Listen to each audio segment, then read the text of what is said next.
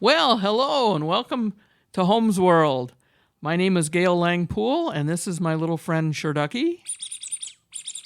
Yes, he's a little yellow duck who looks just like Sherlock Holmes if Sherlock Holmes looked like a little yellow duck. Now, the two of us are really into Sherlock Holmes. In fact, I'm wearing my deerstalker, and Sherducky is wearing his. I've been a Sherlockian for quite a long time, and this radio show is designed to help people out there find Sherlock Holmes, perhaps get interested in Sherlock Holmes. It's a wonderful, rich subject, and it's easily available to anyone.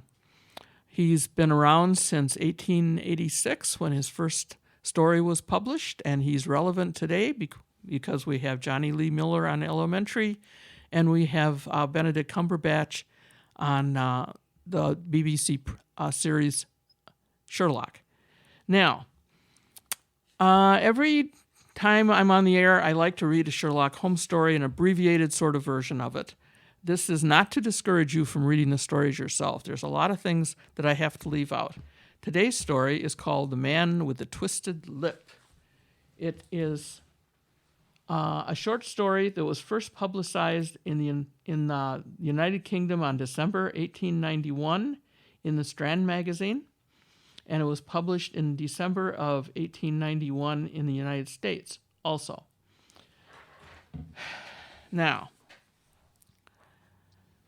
Isa Whitney, brother of the late Elias Whitney, Doctor of Divinity, principal of the Theological College of St. George, was much addicted to opium. The habit grew upon him, as I understand, said Dr. Watson, from some foolish freak when he was at college. Well, this is a story that's fit for today. How many foolish freak people do you know? He had read a description of its effects and drenched his tobacco with laudanum in an attempt to produce the same effects. The practice is easier to attain than to get rid of, and for many years he continued to be a slave to the drug, an object of mingled horror and pity to his friends and relatives. I can see him now, with yellow, pasty face, drooping lids, and pinpoint pimples, all huddled in a chair, the wreck and ruin of a noble man.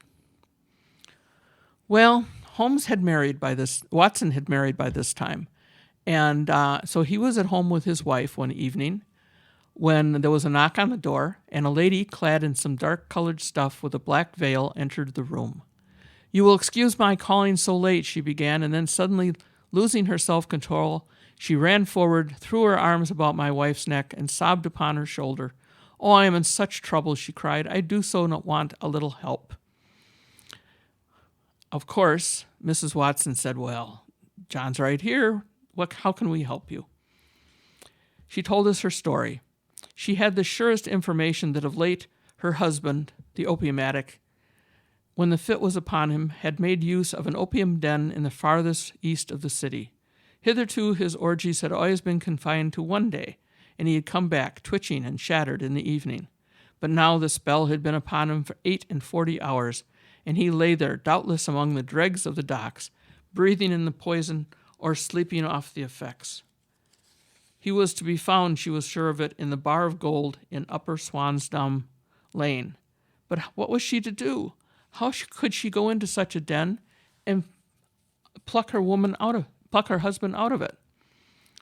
So she'd come to us. Might I not escort her to the place? And then, as a second thought, why should she have to come at all? I was Isa Whitney's medical advisor, and as such I had influence over him. I could manage it better if I were alone. I promised her on my word that I would send him home in a cab within 2 hours if he were indeed at the address which she had given me. And so in 10 minutes I had left my armchair and cheery sitting room behind me and was speeding eastward in a hansom on a strange errand, as it seemed to me at the time, although the future only could show how strange it was to be. There was no great difficulty in the first stage of my adventure. Upper Swansdown Lane was a vile alley lurking behind the high wharfs which lined the north side of the river to the east of London Bridge. Ordering my cab to wait, I passed down steps, worn hollow in the center by the ceaseless tread of drunken feet, and by the light of a flickering oil lamp above the door, I found the latch and made my way into a long, low room, thick and heavy with the brown opium smoke, and terraced with wooden berths like the forecastle of an emigrant ship.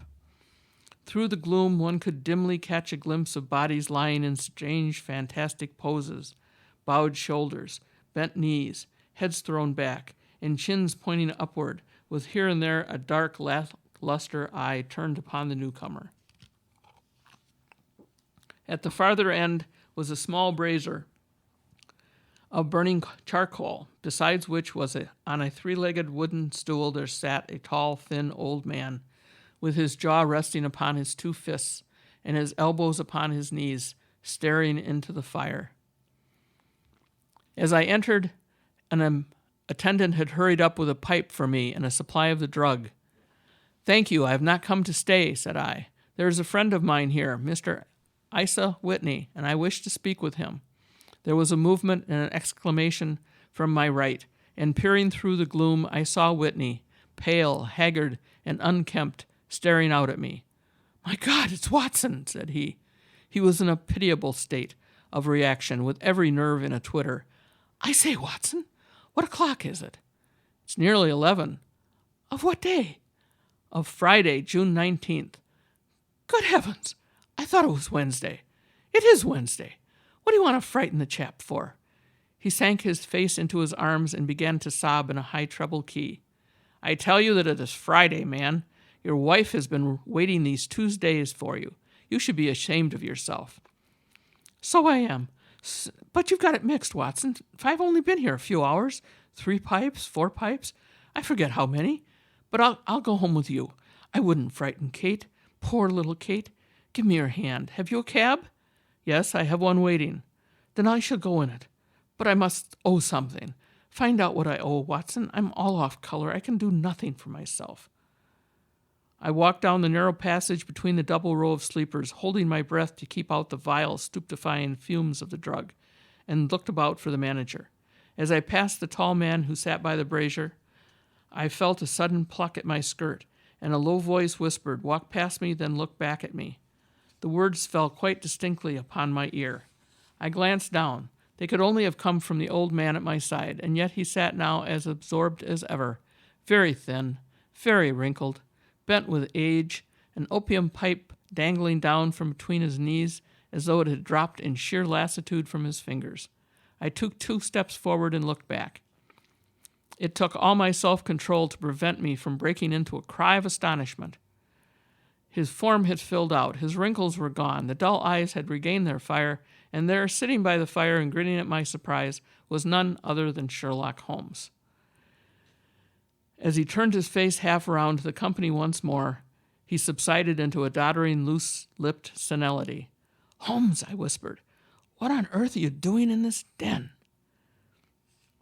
Holmes replied, "If you would have the great kindness to get rid of that sottish friend of yours, I would be exceedingly glad to have a little talk with you. I have a cab outside. Then pray send him home in it. I should recommend you also to send a note by the cabman to your wife to say that you've thrown in your lot with me. If you will wait outside, I will be with you in 5 minutes." In a few minutes I had written my note, paid Whitney's bill, led him out to the cab, and seen him driven through the darkness. In a very short time a decrepit figure had emerged from the opium den, and I was walking down the street with Sherlock Holmes. For 2 streets he shuffled along with a bent back and an uncertain foot. Then, glancing quickly around, he straightened himself out and burst into a hearty fit of laughter. "I suppose, Watson," he said, "that you imagine that I have added opium smoking to my other bad habits, and with which you have favored me with your medical views. I was certainly surprised to find you there, but not more so than I to find you." Watson said, "I came to find a friend." Holmes said, "I came to find an enemy." "An enemy?" "Yes, one of my natural enemies, or shall I say my natural prey. Briefly, Watson, I am in the midst of a very remarkable inquiry, and I had hoped to find a clue in the incoherent ramblings of those sots, as I have done before then. If I'd been recognized in that den, my life would not have been worth an hour's purchase. So I had to be in disguise." Holmes put his 2 fingers between his teeth and whistled shrilly. a signal for which was answered by a similar whistle from the distance, followed shortly by the rattle of wheels and the clink of horses' hoofs. "Now, Watson," said Holmes, as a tall dog cart dashed up through the gloom, throwing out 2 golden tunnels of yellow light from its side lanterns, "you'll come with me, won't you?" "If I can be of use." "Oh, a trusty comrade is always of use, and a chronicler even more so." "We are going to Mr. St. Clair's house. I am staying there while I conduct the inquiry." "Where is it, then?" "Near Lee, in Kent. We have a 7-mile drive before us." "I'll tell you on the way, Watson." Some years ago, to be definite, in May 1884, there came to Lee a gentleman, Neville St. Clair by name, who appeared to have plenty of money. He took a large villa, laid out the grounds very nicely, and lived generally in good style. By degrees, he made friends in the neighborhood, and in 1887 he married the daughter of a local brewer, by whom he now has 2 children. He had no occupation, but was interested in several companies and went into town as a rule in the morning, returning on the 5:14 from Cannon Street every night. Mr. Sinclair was now 37 years of age, a man of temperate habits, a good husband, a very affectionate father, and a man who's popular with all that know him. There is no reason, therefore, to think that money troubles have been weighing upon his mind, for he has more in the bank than which he owes. Last Monday, Mr. Neville St. Clair went into town rather earlier than usual, remarking before he started that he had 2 important commissions to perform, and that he would bring his little boy home a box of bricks. Now, by the merest chance, his wife received a telegram upon this same Monday, to the effect that a small parcel of considerable value which she had been expecting was waiting for her at the offices of the Aberdeen Shipping Company. Now, Watson, if you are well up on your London, you will know that the office of the company is in Fresno Street, which branches out of Upper Swandon Lane, where you found me tonight. Mrs. St. Clair had her lunch, started for town, did some shopping, proceeded to the company's office, got her packet, and found herself at exactly 4:35 walking through Swandam Lane on her way back to the station. Mrs. St. Clair was walking slowly, glancing about in the hopes of seeing a cab. While she was walking in this way down Swandam Lane, she suddenly heard a cry, and was struck cold to see her husband looking down at her from a second-story window. The window was open, and she distinctly saw his face, which she described as being terribly agitated. He waved his hands frantically at her, and then vanished from the window so suddenly that it seemed to her that he had been plucked back by some irresistible force from behind. Convinced that something was amiss with him, she rushed down the steps, for the house was none other than the opium den in which you found me tonight, and running through the front room, she attempted to ascend the stairs which led to the first floor. At the foot of the stairs, however, she met this Lascar scoundrel of whom I have spoken, the manager, who thrust her back, and, aided by another man, pushed her out into the street. Filled with the most maddening doubts and fears, she rushed down the lane and, by rare good fortune, met in Fresno Street a number of constables with an inspector, all on their way to the beat. The inspector and 2 men accompanied her back, and in spite of the continued resistance of the proprietor, they made their way to the room in which Mr. Sinclair had last been seen. There was no sign of him there. In fact, in the whole of that floor, there was no one to be found save a crippled wretch of hideous aspect who, it seemed, made his home there. Both he and the manager stoutly swore that no one else had been in the front room during the afternoon. So determined was their denial that the inspector was staggered and had almost come to believe that Mrs. St. Clair had been deluded when, with a cry, she sprang at a small deal box which lay upon the table and tore the lid from it. Out there fell a cascade of children's bricks. It was the toy which he had promised to bring home. Now, in this case, the bricks would not have been made of solid material like the kind of bricks we think of here. That's a British version of saying children's blocks. They would have been made of wood, they may have been decorated, or they may have been just plain blocks to use for building little houses in little towns. They would have been a suitable toy for a child, easy to carry around, and why would they be in those rooms if Mr. St. Clair had not been. The rooms were carefully examined again, and results all pointed to an abominable crime. Traces of blood were seen on the floors, on the windowsill, and several scattered drops were visible upon the wooden floor of the bedroom. Thrust away behind a curtain in the front room were all the clothes of Mr. Neville St. Clair, with the exception of his coat. There were no other traces of Mr. Neville St. Clair. Out the window he must have apparently gone, for no other exit could be discovered, and the ominous bloodstains upon the sill gave little promise that he could save himself by swimming, for the tide was at its very highest at the moment of the tragedy. Now, the manager had been at the bottom of the stairs when Mrs. St. Clair came in and had prevented her from going up.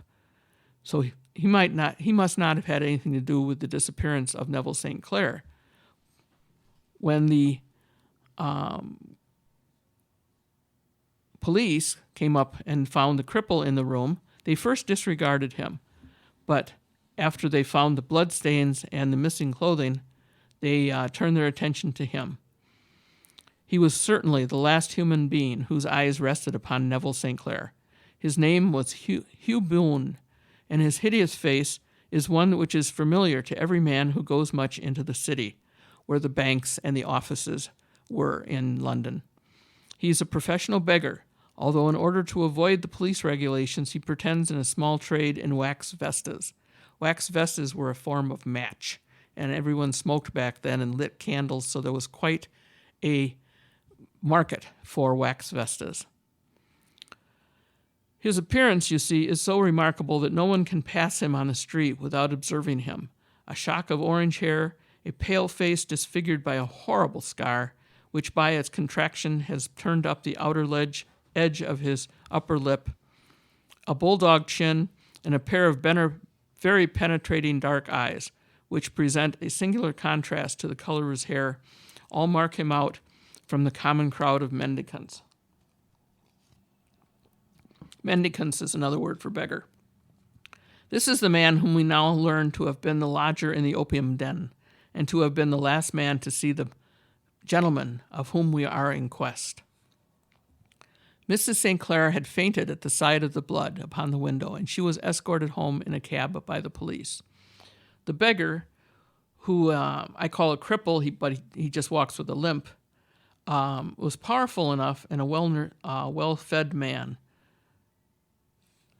Surely he was quite capable of stuffing Neville St. Clair out that window if he wanted to. He denied strenuously ever having seen Neville St. Clair, and swore that the presence of the clothes in his room was as much a mystery to him as to the police. As to Mrs. St. Clair's assertion that she'd actually seen her husband at the window, he declared that she must have been either mad or dreaming. He was removed, loudly protesting, to the police station, while the inspector remained upon the premises in the hope that the ebbing tide might afford some fresh clue. And it did, although they hardly found upon the mud bank what they had feared to find. It was Neville St. Clair's coat, and not Neville St. Clair, which lay uncovered as the tide receded. And what do you think they found in the pockets? I cannot imagine, said Watson. No, I didn't think you could guess. Every pocket stuffed with pennies and halfpennies. 421 pennies and 270 halfpennies. It was no wonder that it had not been swept away by the tide. But a human body is a different thing. There is a fierce eddy between the wharf and the house. It seemed likely that the weighted coat had been remained, while the stripped body had been sucked away into the river. There the matter stands at present, and the questions which have to be solved: what Neville St. Clair was doing in the opium den, what happened to him when there, where he is now, and what Hugh Boone has to do with his disappearance, are all as far from a solution as ever. I confess that I cannot recall any case within my experience which looked at the first glance so simple and yet which presented such difficulties. Well, why are you not conducting this case from Baker Street? I asked. Because there are many inquiries which must be made out here. Mrs. St. Clair has most kindly put 2 rooms at my disposal, and you may rest assured that she will have nothing but a welcome for my friend and colleague. I hate to meet her, Watson, when I have no news of her husband. Here we are. Whoa there, whoa. We had pulled up in front of a large villa which stood within its own grounds. Yes, now I think it's time for a break. And we're going to have some music from a Russian TV series which was very popular back in the 1980s. And this is music which is something you're not going to hear anywhere else but a WADR.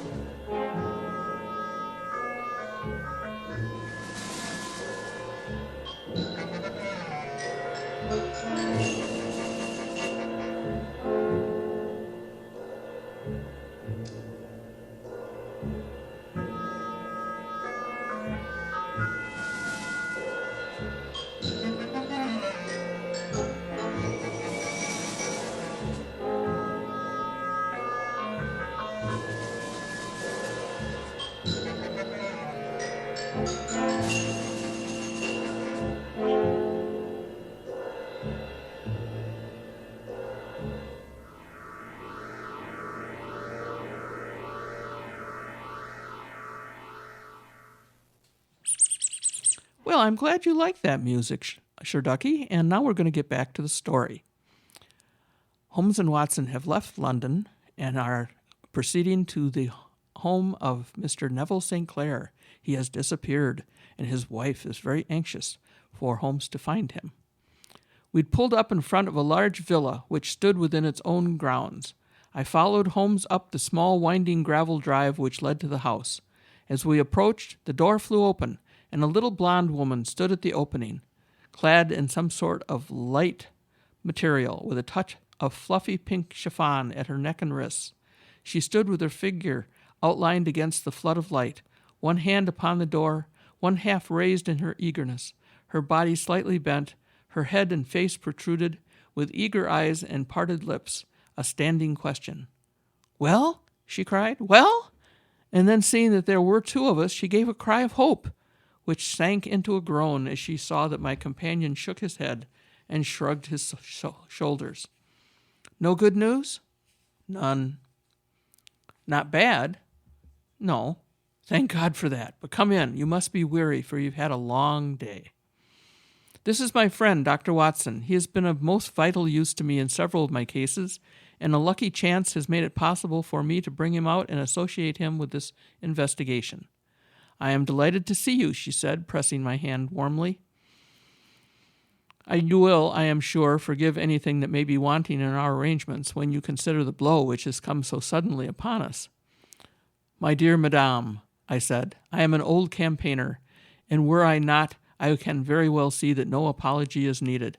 If I can be of any assistance, either to you or to my friend here, I shall indeed be happy."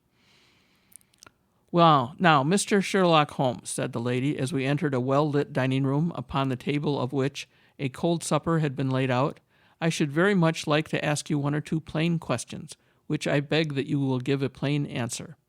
"Certainly, madame." "In your heart of hearts, do you think that Neville is alive?" "Frankly, now." Sherlock Holmes seemed to be embarrassed by the question. "Frankly, then, madam, I do not." "You think he is dead?" "I do." "Murdered?" "I don't say that. Perhaps." "And on what day did he meet his death?" "On Monday." "Then perhaps, Mr. Holmes, you will be good enough to explain how it is that I received a letter from him today." Sherlock Holmes sprang out of his chair as if he had been galvanized. "What?" he roared. "Yes, today." She stood out smiling, holding up a little slip of paper in the air. "May I see it?" "Certainly." He snatched it from her in his eagerness, and smoothing it out upon the table, he drew over the lamp and examined it intently. "Let us now see the letter. Ah, there has been an enclosure here." "Yes, there was a ring, his signet ring." And you are sure that this is your husband's handwriting? One of his hands? One? His handwriting when he wrote hurriedly. It is very unlike his usual writing, and yet I know it well. Holmes read the paper aloud. Dearest, do not be frightened. All will become well. There is a huge error which it may take some little time to rectify. Wait in patience. Signed, Neville. This is your husband's handwriting. Yes, Neville wrote those words. He must be alive, Mr. Holmes. Unless this is a clever forgery, which puts us on the wrong scent. Oh, you must not discourage me, Mr. Holmes. I know that all is well with him. There is so keen a sympathy between us that I should know if evil came upon him. On the very day that I saw him last, he cut himself in the bedroom, and yet I in the dining room rushed upstairs instantly, with the utmost certainty that something had happened. Do you think that I would respond to such a trifle, and yet be ignorant of his death? I have seen too much not to know that the impression of a woman may be more valuable than the conclusion of an analytical reasoner, said Holmes. And in this letter you certainly have a very strong piece of evidence to corroborate your view. But if he could send you letters, why should he remain away from you? I cannot imagine. It is unthinkable.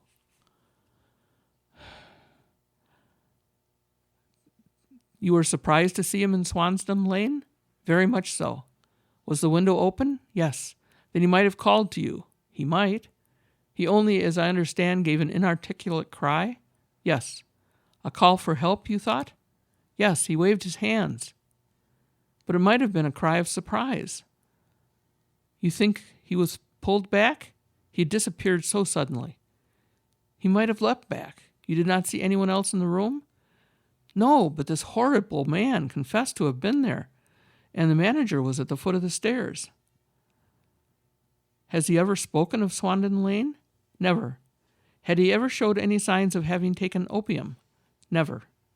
Thank you, Mrs. St. Clair. These are the principal points about which I wish to be absolutely clear. We now will have a little supper and then retire, for we may have a very busy day tomorrow. A large and comfortable double-bedded room had been placed at our disposal, and I was quickly between the sheets, for I was weary after my night of adventure. Sherlock Holmes was a man, however, who, when he had an unsolved problem upon his mind, would go for days, and even for a week, without rest, turning it over, rearranging his facts, looking at every point of view, until he had either fathomed it or convinced himself that his data were insufficient. It was soon evident to me that he was now preparing for an all-night sitting. He took off his coat and waistcoat, put on a large blue dressing gown, and then wandered about the room collecting pillows from his bed and cushions from the sofa and armchairs. With these he constructed a sort of Eastern divan, upon which he perched himself cross-legged, with an ounce of shag tobacco and a box of matches laid out in front of him. In the dim light of the lamp I saw him sitting there, an old briar pipe between his lips, his eyes fixed vacantly upon the corner of the ceiling, the blue smoke curling up upon his strong-set features. So he sat as I dropped off to sleep, and so he sat when a sudden exclamation caused me to wake up. "Awake, Watson?" he asked. "Yes." "Game for a morning drive?" "Certainly." "Then dress. No one is stirring yet, but I know where the stable boy sleeps, and we shall soon have the trap out." He chuckled to himself as he spoke. His eyes twinkled, and he seemed a different man from the somber thinker of the previous night. As I dressed, I glanced at my watch. It was no wonder that no one else was stirring. It was 25 minutes past 4. I'd hardly finished when Holmes returned with the news that the boy was putting in the horse. "I want to test a little theory of mine," he said, pulling on his boots. "I think, Watson, that you are now standing in the presence of one of the most absolute fools in Europe. I deserve to be kicked from here to Charing Cross. But I think I have the key to the affair now." "And where is it?" I asked, smiling. "In the bathroom," he answered. "Oh, I'm not joking. I've just been there, and I've taken it out, and I've put it in this Gladstone bag. Come on, my boy, and we shall see whether it will not fit the lock." A Gladstone bag was a fashion of luggage that opened and closed easily, was made out of carpet, usually, and was used by many people as their primary valise or suitcase when they traveled. We made our way downstairs as quietly as possible and out into the bright morning sunshine. In the road stood our horse and trap, with the half-clad stable boy waiting at the head. We both sprang in, and away we dashed down the London road. In town, the earliest risers were just beginning to look sleepily from their windows as we drove through the streets of the Surrey side.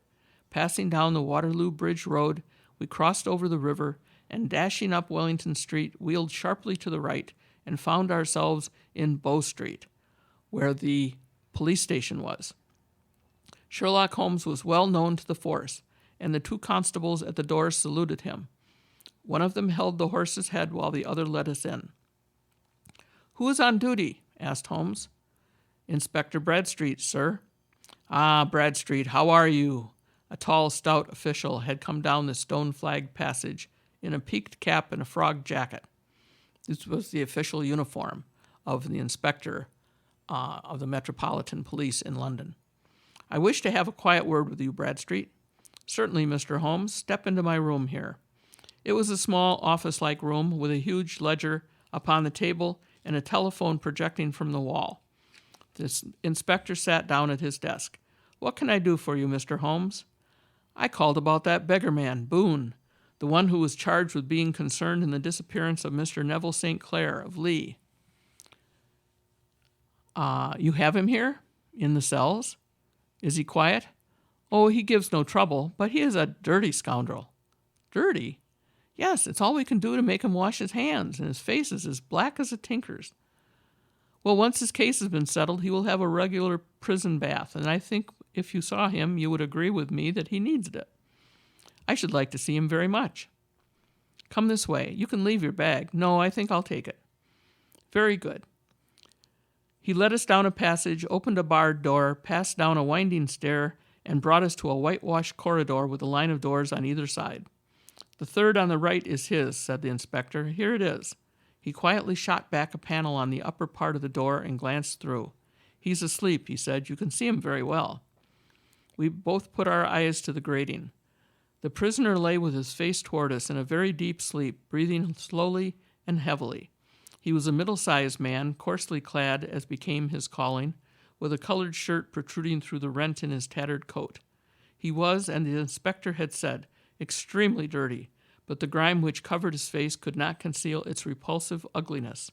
A broad wheal from an old scar ran right across it from eye to chin, and by its contraction had turned up one side of the upper lip, so that 3 teeth were exposed in a permanent snarl. A shock of very bright red hair grew low over his eyes and forehead. "He's a beauty, isn't he?" said the inspector.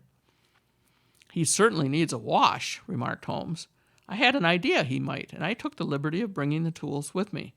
He opened the Gladstone bag as he spoke, and out took, to my astonishment, a very large bath sponge. "Ha! You are a funny one," chuckled the inspector. "Now, if you will have the great goodness to open that door very quietly, we will soon make him cut a much more respectable figure." "Well, I don't know why not," said the inspector. "He doesn't look a credit to the Bow Street cells, does he?" He slipped the key into the lock, and we all very quietly entered the cell. Holmes stooped to the water jug, moistened his sponge, and then rubbed it twice vigorously across and down the prisoner's face. "Let me introduce to you," he shouted, "to Mr. Neville St. Clair of Lee in the county of Kent." Never in my life had I seen such a sight. The man's face peeled off under the sponge like the bark from a tree. Gone was the coarse brown tint. Gone, too, was the horrid scar which had seamed it across, and the twisted lip which had given the repulsive sneer to his face. A twitch brought away the tangled red hair, and there, sitting up in his bed, was a pale, sad-faced, refined-looking man, black-haired and smooth-skinned, rubbing his eyes and staring about him in sleepy bewilderment. Then, suddenly realizing the exposure, he broke into a scream and threw himself down with his face to the pillow. "Great heavens!" cried the inspector. "It is indeed the missing man. I know him from the photograph." The prisoner turned with the reckless air of a man who abandons himself to his destiny. "Be it so," said he. "And pray, what am I charged with?" with making away with Mr. Neville saying, well, come, you can't be charged with that unless they make a case of attempted suicide out of it, said the inspector with a grin. Well, I have been 27 years on the force, but this really takes the cake. If I am Mr. Neville St. Clair, then it is obvious that no crime has been committed and that, therefore, I am illegally detained. No crime, but a very great error has been committed, said Holmes. You would have done better to have trusted your wife. It was not the wife, it was the children, groaned the prisoner. God help me, I would not have had them ashamed of their father. My God, what an exposure! What can I do?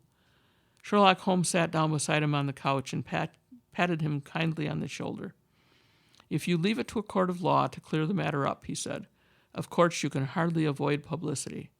On the other hand, if you convince the police authorities that there is no possible case against you, I do not know that there is any reason that the details should find their way into the papers. The case would then never go into court at all. God bless you, said the prisoner passionately. I would have endured imprisonment, nay, even execution, rather than have my miserable secret as a family blot to my children. I used to work as a reporter on an evening paper in London. My father was a schoolmaster in Chesterfield, where I received an excellent education. One day my editor wished to have a series of articles upon begging in the metropolis, and I volunteered to surprise them. I had been an actor in my travels, and I of course learned all the secrets of making up and had been famous in the green room for my skill. I took advantage now of my attainments. I painted my face, and to make myself as pitiable as possible, I made a good scar and fixed one side of my lip in a twist by the aid of a small piece of flesh-colored plaster. Then, with a red head of hair and appropriate dress, I took my station in the business part of the city, posing as a match seller, but really as a beggar. For 7 hours I plied my trade, and when I returned home in the evening, I found to my surprise that I had received no less than 26 shillings and fourpence. I wrote my articles and thought little of the matter until sometimes later I backed a bill for a friend and had a writ served upon me for £25. I thought of what I had accomplished before, begged a fortnight's grace from the creditor, asked for a holiday from my employers, and spent the time in begging in the city under my disguise. In 10 days I had the money and had paid the debt. Well, you can imagine how hard it was to settle down to arduous work at £2 a week when I knew I could earn as much in a day by smearing my face with a little paint, laying my cap on the ground, and sitting still. It was a long fight between my pride and the money, but the dollars won at last. I threw up my reporting and sat day after day in the corner where I had first chosen, inspiring pity by my ghastly face and filling my pocket with coppers. Only one man knew my secret. He was the keeper of a low den in which I used to lodge in Swandam Lane, where I could every morning emerge as a squalid beggar and in the evenings transform myself into a well-dressed man about town. I paid him well, and I knew that my secret was safe in his possession. Well, very soon I found that I was saving considerable sums of money. As I grew richer, I grew more ambitious, took a house in the country, and eventually married without anyone having a suspicion as to my real occupation. My dear wife knew that I had business in the city. She little knew what. Last Monday I had finished for the day and was dressing in my room above the opium den when I looked out of my window and saw, to my horror and astonishment, that my wife was standing in the street with her eyes fixed full upon me. I gave a cry of surprise, threw up my arms to cover my face, and rushed to my confidant, the manager, entreated him to prevent anyone from coming up to me. I heard her voice downstairs, but I knew she could not ascend.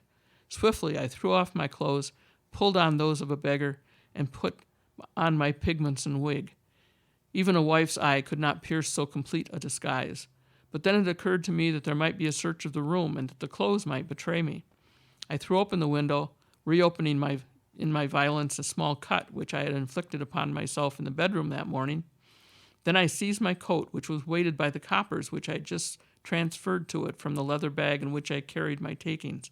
I hurled it out the window, and it disappeared into the Thames. The other clothes would have followed, but at that moment there was a rush of constables up the stair, and a few minutes later I found, rather I confess to my relief, that instead of being identified as Mr. Neville St. Clair, I was arrested as his murderer. I did not know that there was anything else for me to explain. I was determined to preserve my disguise as long as possible, and hence my preference for a dirty face. Knowing that my wife would be terribly anxious, I slipped off my ring and confided it to the manager at the moment, when no constable was watching me, together with a hurried scrawl, telling her that she had no cause to fear. That note only reached her yesterday, said Holmes. Oh, good God, what a week she must have spent. The police have watched the manager, said Inspector Bradstreet, and I can quite understand that he might find it difficult to post a letter unobserved. Probably he handed it to some sailor customer of his who forgot all about it for some days. That was it, said Holmes approvingly. I have no doubt of it.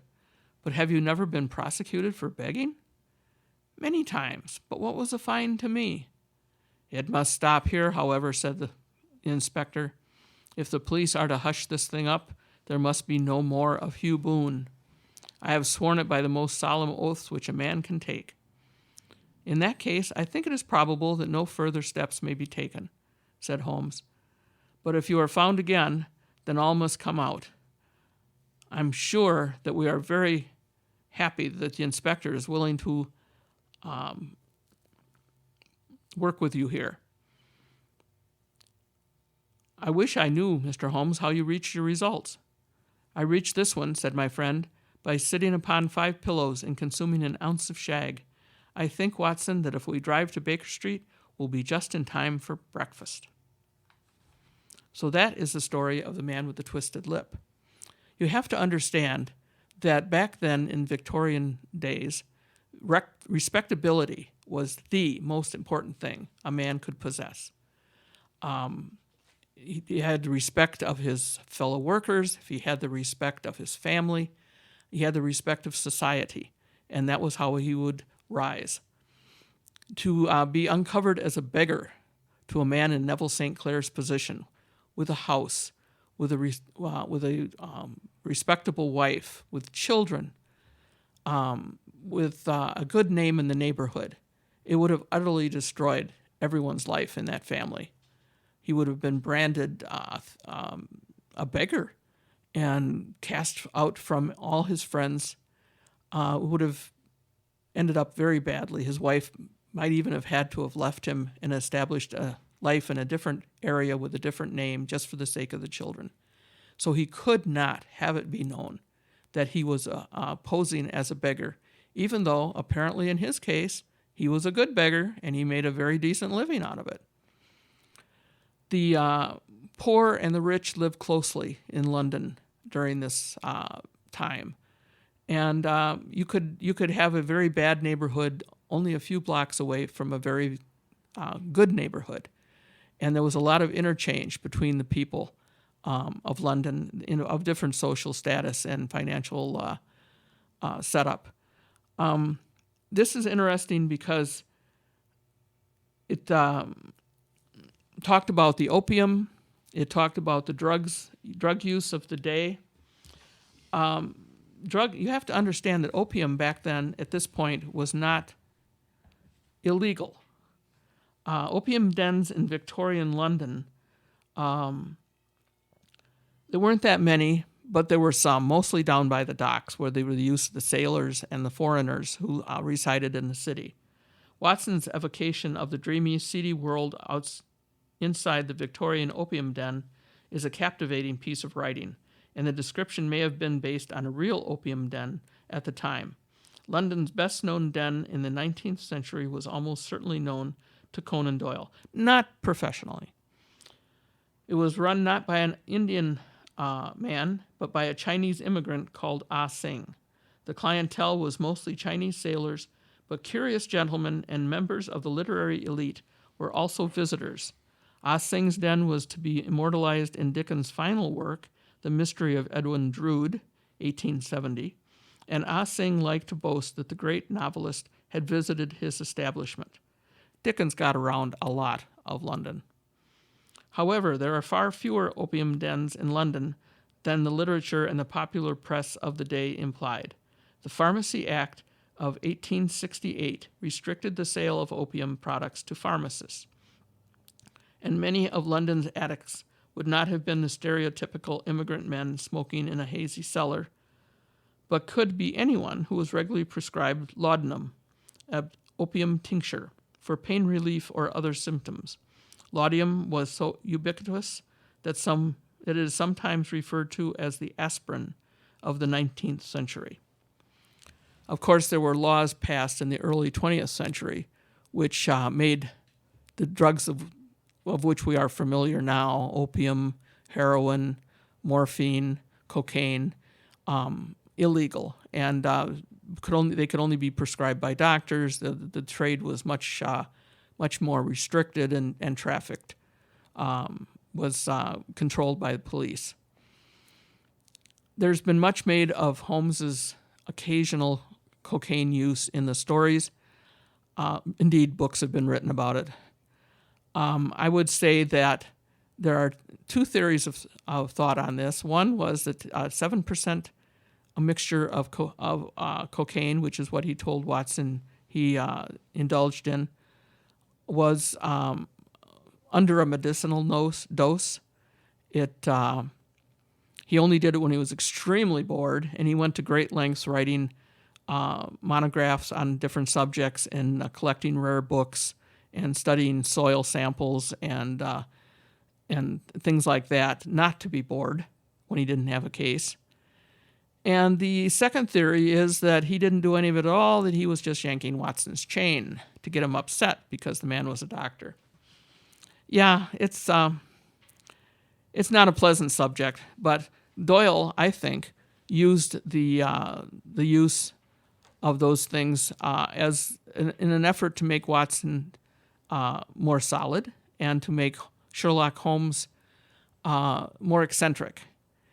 He introduced the use in the second book that he wrote about Sherlock Holmes, The Sign of the Four, and by the end of the book, you had the distinct impression that he was not going to write any more Sherlock Holmes stories because he married Watson off, and pretty much, said this is it for the Sherlock Holmes stories.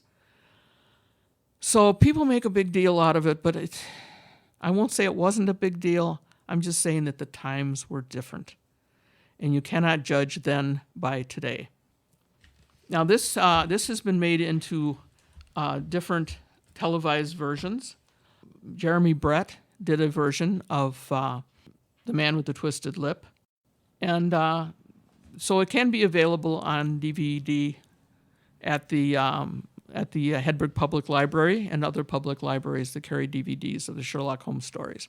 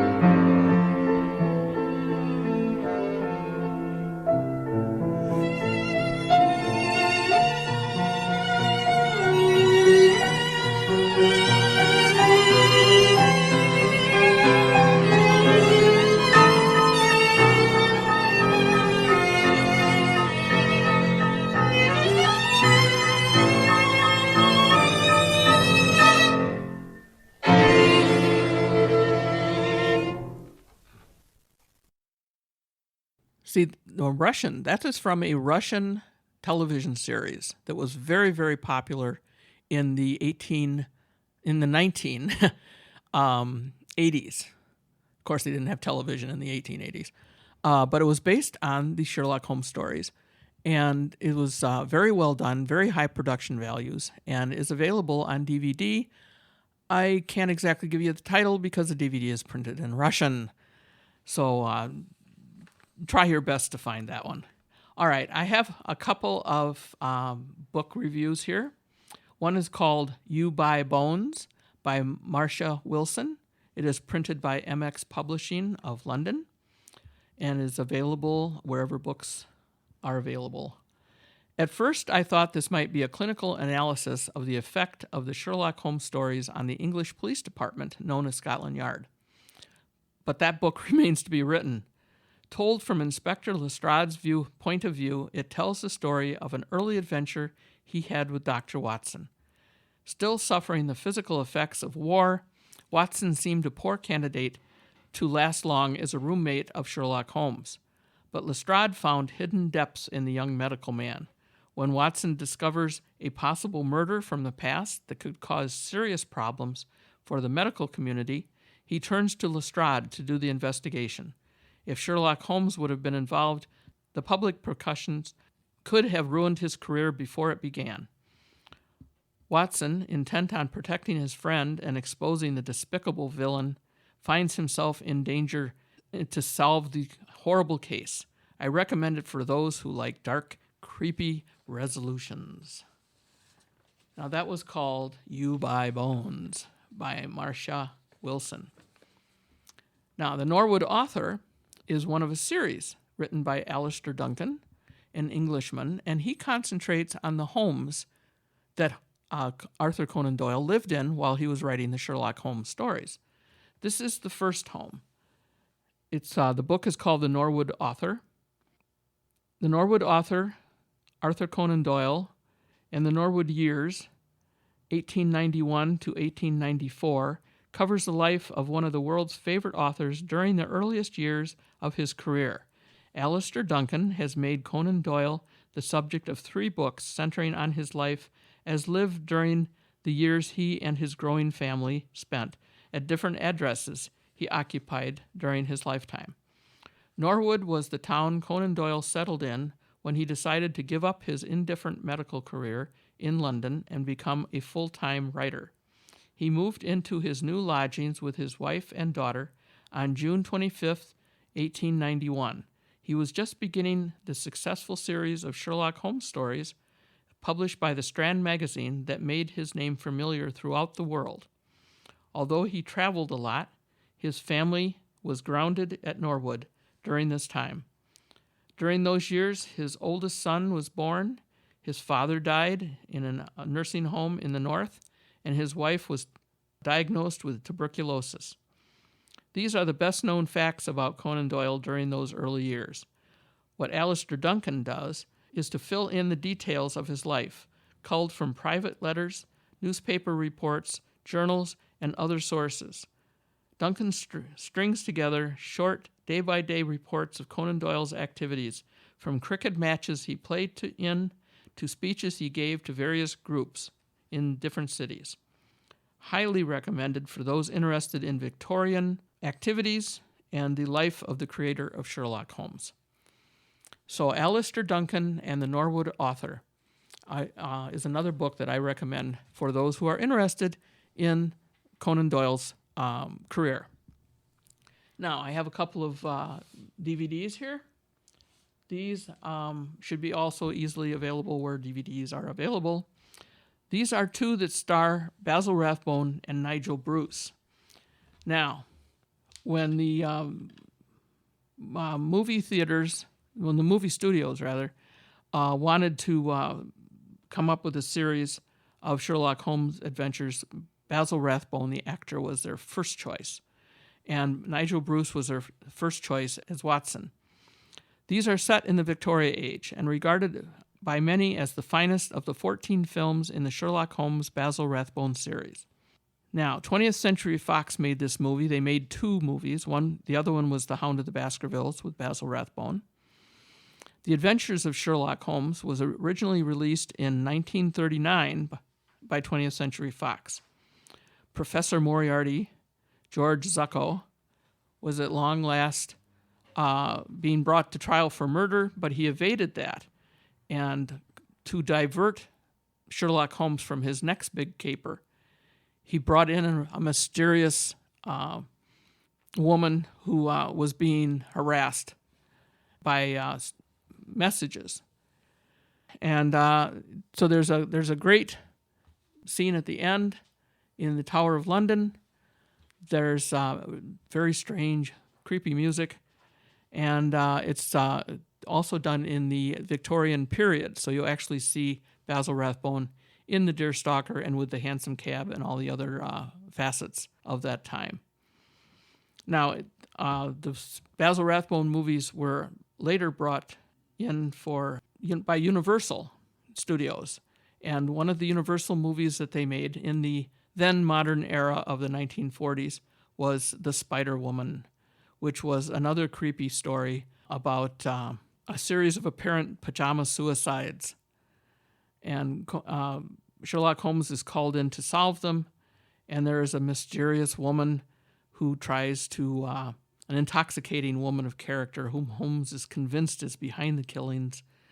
And there's a dramatic, very dramatic scene at the end during a carnival scene where it seems for a few moments that Lestrade and Watson might actually be Holmes's greatest danger. So I recommend both those movies. One is by Universal, and the Adventures of Sherlock Holmes is by 20th Century Fox. They're both highly recommended.